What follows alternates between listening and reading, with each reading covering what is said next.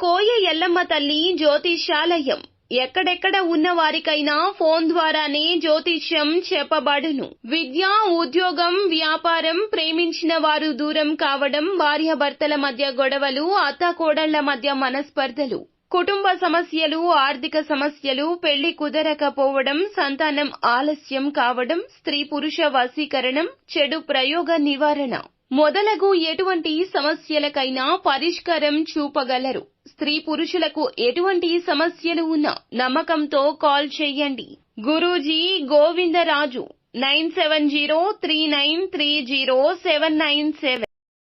October మాసంలో 12వ తేదీ అనగా ఆదివారం తిథి. ఈ రోజున తులారాశి వారు మీకొక పెద్ద నగ్న సత్యం అయితే తెలుస్తోంది.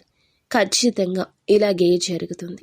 ఇటువంటి పరిస్థితుల్లోకి అయితే వెళ్ళబోతున్నారు అంటున్నారు జ్యోతిష్య పండితులు.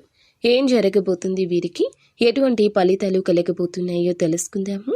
వీడియో మీకు నచ్చితే తప్పకుండా ఒక చిన్న లైక్ చేసి మమ్మల్ని సపోర్ట్ చేయండి. ఈ రాశి జాతకుల తత్వం ఎలా ఉంటుందంటే, మనసులో దాచిన వాస్తవాలు కొన్నిసార్లు అనుకోకుండా అకస్మాత్తుగా బయటకు వచ్చేస్తూ ఉంటాయి.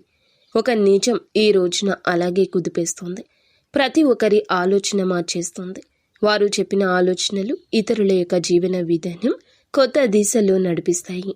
ముఖ్యంగా విషయంలోకి వచ్చేస్తే గనక ఈ రోజున ఈ రాశి జాతకుల దిన ఫలాల ప్రకారం ఒక పెద్ద నగ్న సత్యం మొదట కఠినంగా అనిపించినా జీవితానికి మార్గదర్శకంగా మారుతుంది. ఆ నగ్న సత్యం ఏమిటి, దాన్ని ఎలా స్వీకరించాలి, దాని ప్రభావం మీ యొక్క వ్యక్తిగత జీవితం, వృత్తి సంబంధాలు, ఆర్థికం, ఆధ్యాత్మికత మీద ఎలా ఉంటుంది అనే విషయం కూడా తెలుసుకుందాము. నగ్న సత్యం అనేది అలంకారాలు లేకుండా నిజంగా ఉన్నట్లుగానే బయటపడే ఒక వాస్తవం. ఊహించింది మనం ఊహించింది కాకుండా, మనం కోరుకుంది కాకుండా, మనం కళ్ళకు కట్టిన కళ్ళలాగా కాకుండా వాస్తవంగా ఉంటుంది. ఇష్టం లేని రూపంలో కూడా ఉండొచ్చు. అందువల్లే ఈ యొక్క సత్యం వల్లే మన మనసు బాధపడవచ్చు. చివరికి అది మనకి మంచే చేస్తుంది. మీ మనసులో కొన్ని విషయాలు గోప్యంగా ఉండి ఉండొచ్చు. చెప్పాలనుకున్నా చెప్పలేని పరిస్థితి ఉండొచ్చు. లేదా చెప్పకూడని కొన్ని విషయాలు కూడా అయ్యుండొచ్చు. అది ఏ పరంగా అయినా కూడా ఈ రోజున కుండ బద్దలు కొట్టినట్లుగా ఒక విషయం వస్తుంది. అది మీ ద్వారానే అయినా అయ్యుండొచ్చు, మీ కుటుంబీకులు కావచ్చు, మీ యొక్క చుట్టుపక్కల శత్రువులే కావచ్చు. కానీ జరిగిందాన్ని మార్చలేము. జరగాల్సిందే జరిగిందని గుర్తుంచుకోండి. అందరూ మీలా నిజాయితీగా ఉండరు.